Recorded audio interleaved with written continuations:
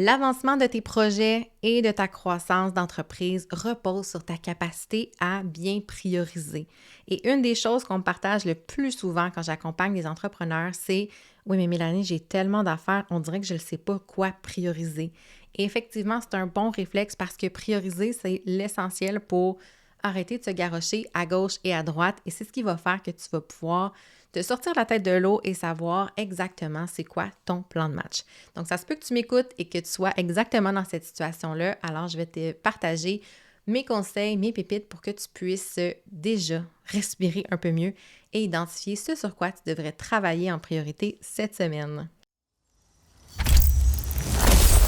As-tu le feeling que c'est vraiment plus facile pour les autres? L'impression que tu fais déjà tout ce qu'il faut pour réussir? T'es passionné, t'as une mission inspirante puis de l'ambition qui connaît pas de limite.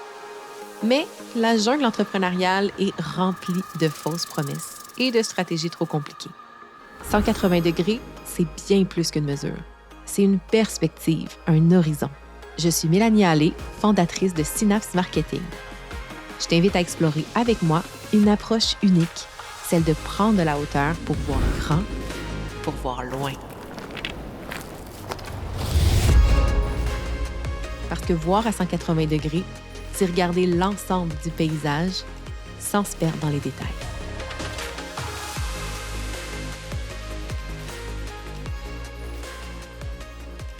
Salut à toi, j'espère que tu vas bien. Alors, très heureuse de te retrouver dans un nouvel épisode de 180 degrés. Alors, dans l'épisode d'aujourd'hui, ce que je veux aborder avec toi, c'est la priorisation. Parce que je me rends compte à quel point c'est le nerf de la guerre, c'est mon cheval de bataille personnel également.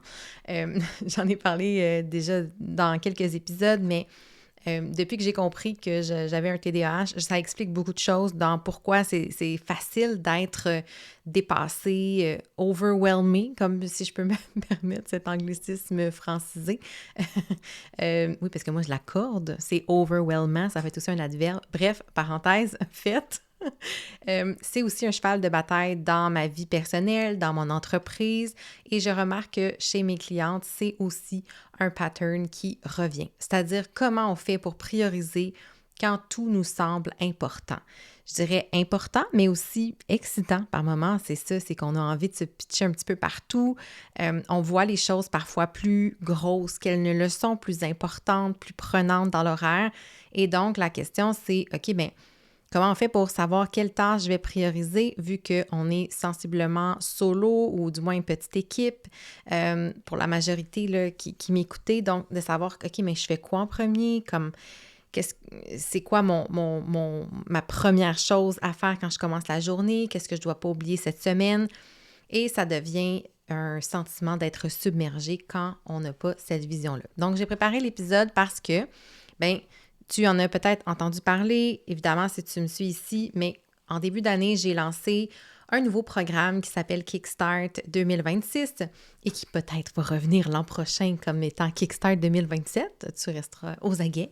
Et dans la démarche que je proposais à ces femmes entrepreneurs-là pendant cette semaine, c'est vraiment d'arriver à développer tout en place les mécanismes de planification stratégique, oui, d'une part, mais aussi de savoir, OK, mais comment je m'assure dans le day-to-day, dans chaque mois, dans ma planification de semaine pour savoir que je focus sur les bons éléments.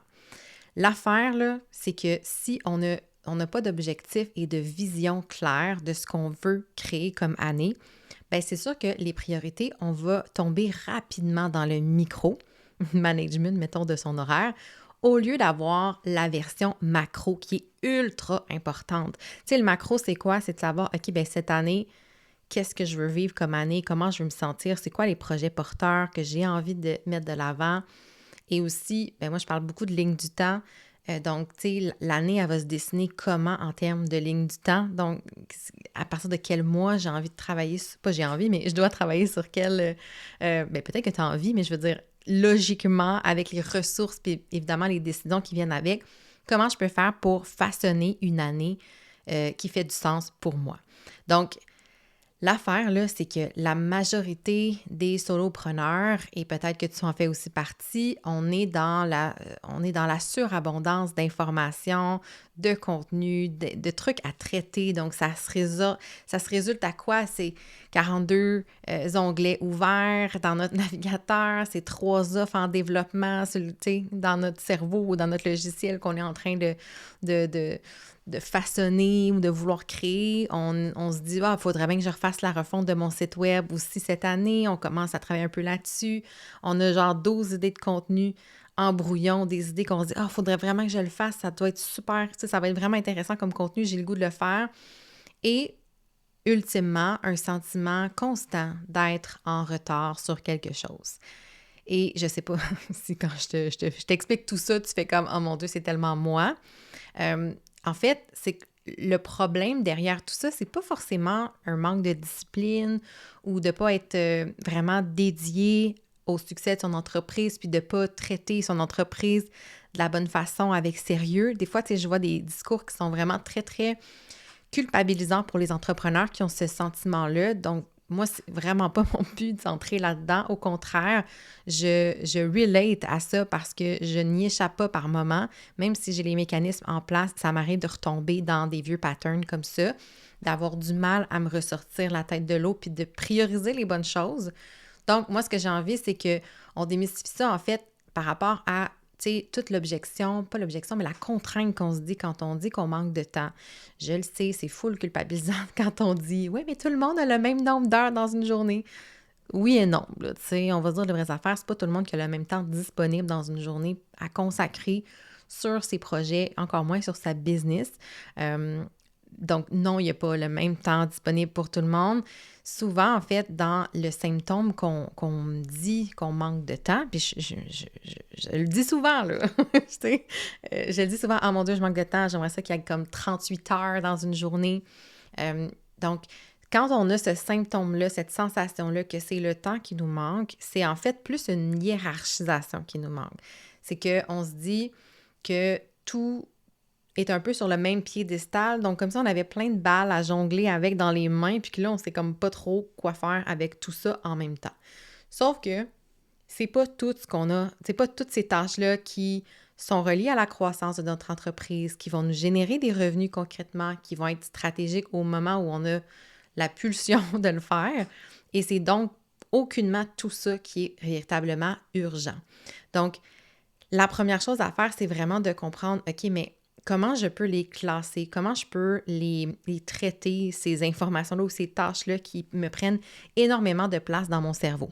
Et moi, la première chose que je vais faire quand je me sens même à la limite anxieuse parce qu'il y a énormément de choses à faire, bien, une des premières étapes que je vais faire, c'est de faire un vide-tête, un vide-cerveau, un brain dump, appelle ça comme tu veux. Et ma façon de séparer ce qui sort de ma tête, c'est que je ne veux pas les classer non plus par projet, je ne veux pas trop les processer, je veux vraiment sortir complètement de ma tête. La seule affaire que j'aime bien faire, c'est de les classer en deux, fait que de séparer ma page. Si tu prends, moi, je suis très papier-crayon pour ça, là, les vides-cerveaux. Puis je sépare ma feuille en deux, OK? Et d'un côté, je vais mettre tout ce qui est projet et l'autre côté, tout ce qui est ongoing ou en cours, appelle-le comme tu veux. Et pourquoi je fais cette distinction-là? Ce qui est des projets, OK? C'est des choses qui ont une date de début, une date de fin, généralement, OK? Donc, tu sais, par exemple, la refonte de ton site web, pour moi, c'est un projet. C'est quelque chose qui, tu vas le faire techniquement une fois, puis tu vas être OK pour quelques années, je l'espère pour toi. Et du côté ongoing ou en cours, c'est des tâches qui sont récurrentes. C'est-à-dire que tu le sais que ça revient. Donc, moi, là, il y a tout ce qui a trait avec, tu sais, justement, les mandats clients ou les suivis d'accompagnement avec mes clientes, les comptes rendus de rencontres que je fais après les consultations avec mes clientes. Le podcast, c'est du ongoing. Tu sais, oui, c'est un projet en soi, mais je le traite plus comme en ongoing, c'est-à-dire qu'il y a des tâches qui vont être récurrentes à travers mes mois, mon année, dans le fond. Et pourquoi je fais la distinction entre ça, c'est que visuellement, de voir le ongoing versus le projet, c'est la proportion, un peu comme quand on fait la liste des pour et des contre, on a comme un repère visuel de « Mon Dieu, j'ai-tu beaucoup plus de pour que de contre? Si oui, c'est une bonne affaire. Mais c'est la même chose avec le ongoing versus projet. Si le ongoing prend énormément de place, qui fait en sorte que les projets étouffent, je vais le voir tout de suite. Si au contraire, les projets prennent beaucoup de place, puis là, il n'y a pas beaucoup de ongoing, c'est que je sais que je suis comme plus dans une phase où je vais avoir des projets en place, puis si je me sens overwhelmed, ben je sais où je vais aller couper, parce que le ongoing est plus difficile à couper. On s'entend, c'est de l'optimisation, c'est peut-être de la délégation, c'est peut-être de renoncer à certains projets, certaines choses.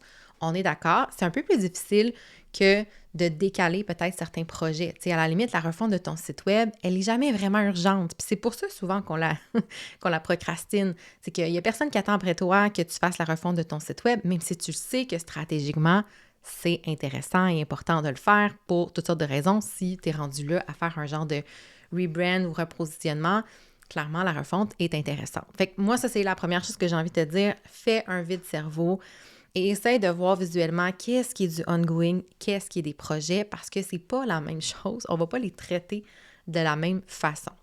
Puis tu sais, quand on parle de priorités, il y a des priorités qui sont un peu plus stratégiques, c'est-à-dire qui vont influencer directement ton chiffre d'affaires, ton positionnement ou tu sais, comme des choses vraiment importantes, OK? Des priorités stratégiques, c'est va être, mettons, créer genre une page de vente, clarifier ton offre, structurer ton écosystème d'offres, faire des réflexions plus profondes sur ton persona, par exemple. Tout ça, c'est comme une priorité qui peut être une priorité d'un point de vue stratégique. Donc, ultimement, demain matin, est-ce que ça t'apporte de l'argent? Non, mais un bon positionnement, puis une bonne page de vente, puis des offres qui sont claires, ben oui, ça t'apporte plus d'argent, ça c'est clair. Ensuite, les priorités qui sont plus, on va dire, structurantes. Donc, elles vont vraiment plus t'aider à ce que ton entreprise soit plus facile à gérer au quotidien, qui va te permettre peut-être même d'accéder à plus de croissance éventuellement, mais ça ne sera pas dans du court terme. Fait que, tu sais, là-dedans, ça va être des tâches genre automatiser certains processus, simplifier tes systèmes, peut-être te créer ton premier tableau de bord, ton CRM. Donc, ça, c'est des priorités qui sont plus structurantes pour ta business. Donc, non, ça ne sera pas la priorité si jamais, tu sais, on s'entend que tu as 1 heure à mettre dans ta business dans la semaine. Bien, clairement, je pense pas que tu vas aller dans cette priorité-là, même si à long terme, c'est elle qui va t'amener de la liberté de temps, clairement. L'autre chose, c'est la priorité au niveau de la visibilité. Hein? Tu sais, créer ton contenu, être présente sur les plateformes. Tout ça, là, l'aspect visibilité, c'est souvent quelque chose qu'on va mettre de côté quand il y a beaucoup de priorités qui sont plus stratégiques ou structurantes. Tu sais, si je suis en train de revoir complètement mon positionnement, de revoir complètement mes systèmes, ça se peut que je sois un peu moins visible. Pourquoi? Parce que peut-être que tu es comme moi, tu es plus solopreneur et que tu ne vas pas déléguer 100% de ton contenu ou tu ne vas même pas déléguer point ton contenu. Donc, clairement, s'il y a 24 heures dans une journée, ben ça va être clairement pas la priorité de visibilité qui va primer sur tout le reste. Hein? Pourquoi être visible puis vendre ses offres si les offres n'ont plus de sens puis ne parlent pas aux bonnes personnes? On est d'accord? Et l'autre chose, ben des fois, il y a des priorités qui vont être, comment dire, un petit peu plus liées à pas l'émotionnel, mais tu sais, qui vont être qui vont découler de certaines décisions. Des fois, c'est des choses qui vont nous exciter, surtout si on a comme un esprit plus créatif. Fait que je pense à justement refaire ton branding, faire la refonte de ton site web, suivre une nouvelle formation, créer des nouveaux templates Canva. Donc, tu sais, clairement, ça, on peut l'expliquer d'un point de vue beaucoup plus stratégique si c'est relié à des projets, si c'est relié à des objectifs. Mais dans beaucoup de cas, ce que j'observe, c'est que ça vient un peu, des fois, d'une bulle au cerveau, de se dire, de se créer un peu un faux besoin. Comme quand on se dit, crème, j'avais pas besoin de chaussures, mais je suis passée devant telle boutique, puis là, clairement, j'ai succombé pour telle ou telle marque de chaussures. Bien, des fois, c'est un peu le même genre de projet. Ce qui devient un peu moins prioritaire, on est d'accord, surtout si c'est pas relié à quelque chose de plus structurant ou plus stratégique. Donc, les questions à se poser pour établir vraiment, c'est quoi tes priorités, OK? Parce que vraiment, c'est de ça dont on parle dans l'épisode.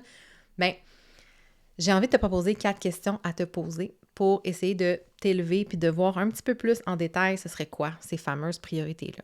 La première chose, c'est de te poser la question, c'est quoi ton objectif principal pour le mois ou pour les 90 prochains jours, genre le trimestre ou encore pour l'année, si tu vois ça très, très loin puis que ça t'aide à garder ça en tête. Mais généralement, tu as des objectifs annuels et tu vas pouvoir les distribuer des fois selon les projets, par trimestre. Ça se peut que ce soit comme ça que tu fonctionnes.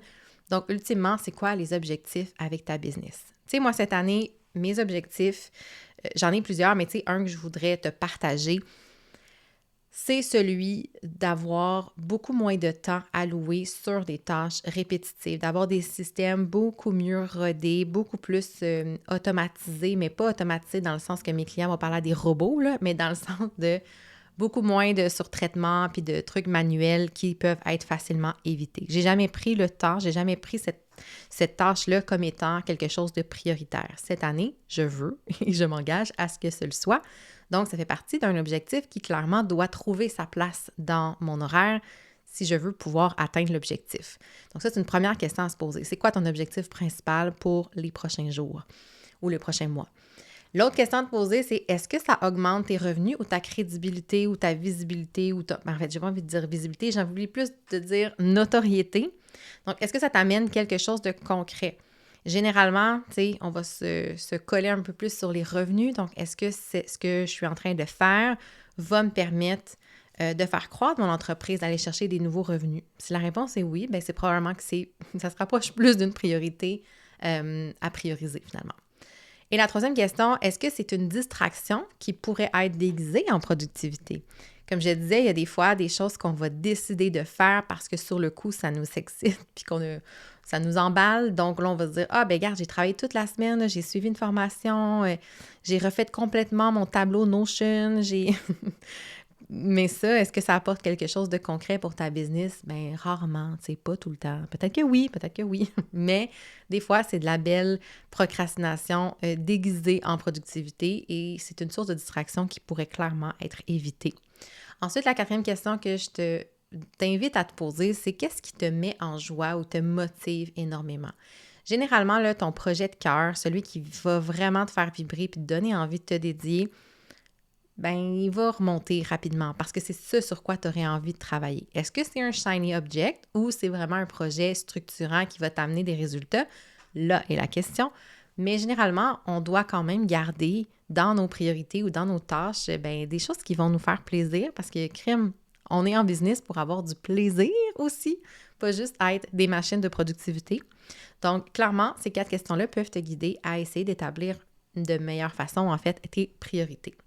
Puis pourquoi, dans le fond, on tombe souvent dans un mindset où tout semble urgent?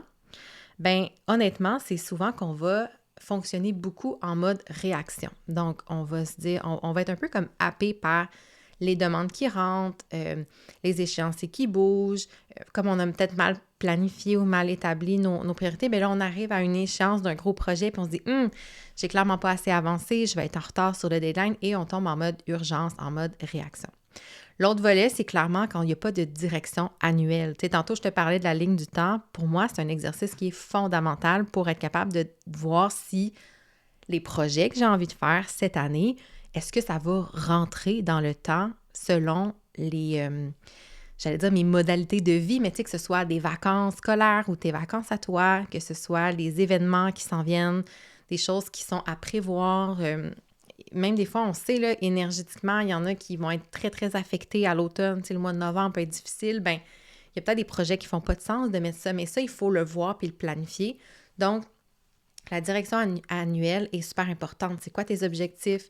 Qu'est-ce que tu as envie de faire cette année? Ça devrait toujours partir de là. Et le mapping de son année, donc la ligne du temps, ça fait partie aussi de ce qui peut expliquer pourquoi on tombe rapidement dans le mode d'urgence si on ne l'a pas fait. Parce qu'on ne voit pas venir les choses, les échéances, puis on se laisse un petit peu, comme je disais, là, frappé par des priorités finalement qui ne sont pas les nôtres. Et après ça, bien, on finit par être déçu de ne pas avoir priorisé nos propres projets à nous. Et l'autre affaire que je voulais dire, c'est qu'on confond trop souvent le mouvement, le fait de faire des actions avec le réel progrès. Donc ça, clairement, c'est pas parce que tu travailles beaucoup que tu avances sur des projets que tu es vraiment en train de progresser vers tes objectifs. Encore une fois, c'est une question de est-ce que tu travailles vraiment sur la bonne chose ici maintenant? Donc, comme je disais, par rapport aux étapes que je te propose, ben, le brain dump, le vide-cerveau, en divisant vraiment ce qui est en cours et ce qui est projet, va t'aider à sortir tout ça de ta tête pour être capable de voir, OK, mais là-dedans, c'est quoi finalement mon objectif, par exemple, de ce trimestre ou du mois? Qu'est-ce qui fit là-dedans? Il y a peut-être des choses que tu as sorties de ton vide cerveau qui sont pas des problèmes de 2026 ou sont pas des projets de 2026 qui pourraient clairement être mis à l'an prochain. Encore une fois, il y a peut-être aussi des tâches que tu fais dans le ongoing qui pourraient être allégées en déléguant, en automatisation, des fois même en éliminant des étapes qui sont aucunement nécessaires. Donc, se poser cette question-là va être fondamental. Puis, ça se peut que tu aies comme un genre de parking lot, là, tu sais, comme tu as un espace pour parquer, stationner, pour ceux qui sont en France, mais tes projets qui sont, écoute, en ce moment, ici, maintenant, impossible, on va voir. Peut-être que ça sera cette année et probablement pas. Surtout si tu le sens déjà, là, tu sais, au mois de mars, clairement, peut-être que ça sera pas ça, mais c'est correct d'avoir des buckets. J'arrête pas de dire des anglicismes d'un coup, mais d'avoir vraiment un endroit où tu peux dire, OK, bien ça, c'est des projets que j'ai envie de faire, mais ici maintenant, si je veux garder une santé mentale, je dois me concentrer sur mes réelles priorités et je dois les définir. Donc, d'avoir peut-être 1 à 3 priorités par semaine, tu sais, puis dépendamment de la grosseur de ces projets-là ou de ces tâches, d'essayer de dire, OK, bien si ma semaine se termine, quelles sont les étapes que je devrais avoir accomplies pour être capable d'avancer sur mes objectifs ou sur mes projets. Puis ça, c'est fondamental et ça devrait être planifié même avant les demandes extérieures. Puis je le sais que c'est pas facile parce qu'on est beaucoup à avoir tendance à faire l'inverse et à prioriser finalement les demandes extérieures. Donc, je ne sais pas si ça te parle, je t'ai parlé de plein de volets différents. Évidemment, c'est pas une technique, c'est pas une technique, mais c'est pas une méthode que je t'enseigne de A à Z, mais je pense que je t'ai donné plein de clés qui vont t'aider à pouvoir identifier les réelles priorités pour toi ici maintenant. Donc, je commencerai vraiment à retourner vers tes objectifs que tu t'es potentiellement déjà fixés en janvier. Aller voir, OK, mais qu'est-ce qui est logique ici maintenant pour les prochains mois, peut-être, mettons, d'ici à l'été, les vraies priorités, les vrais projets, et de commencer à définir ça va être quoi les priorités chaque semaine en lien avec ces objectifs-là. Donc, peut-être que pour toi, de diviser ça en petites micro-étapes, ça peut être motivant. Si c'est le cas, go for it, fais-le, ça vaut la peine. Mais l'important, c'est que tu puisses planifier en premier tes priorités à toi, tes projets porteurs pour arrêter de te laisser submerger par les urgences des autres. Donc, sur ce, je ne sais pas si ça t'a bien parlé. Sache que c'est quelque chose que j'adresse et que j'accompagne, en fait, mes clientes à se sortir de cette loupe ou de ce vortex aspirant de ne plus savoir sur quel pied danser. On le sait, hein, avec le marketing, on pourrait faire tellement, tellement de choses pour se faire connaître, pour développer notre notoriété, acquérir une nouvelle clientèle. Il y a plein d'actions possibles. Mais souvent, on a l'impression qu'il faudrait toutes les faire, alors que c'est complètement faux. Il faut d'abord justement prioriser puis voir qu'est-ce qui est stratégique en fonction de notre situation, de notre marché, de notre persona, de nos offres. Bref, c'est quelque chose que je fais en accompagnement stratégique. Donc, si c'est quelque chose qui pourrait t'intéresser, bien, je t'invite à me contacter. Je vais mettre le lien dans les notes de l'épisode pour mon appel découverte, mon appel connexion que j'appelle, où on prend le temps de jaser et que dans le fond, je m'intéresse à ton univers, ce qui est, dans le fond, tes défis actuellement, puis on regarde ensemble, est-ce que je pourrais t'accompagner à avancer dans tes objectifs? Et ça va me faire plaisir d'avoir une petite jasette avec toi, si c'est le cas, si tu te reconnais là-dedans.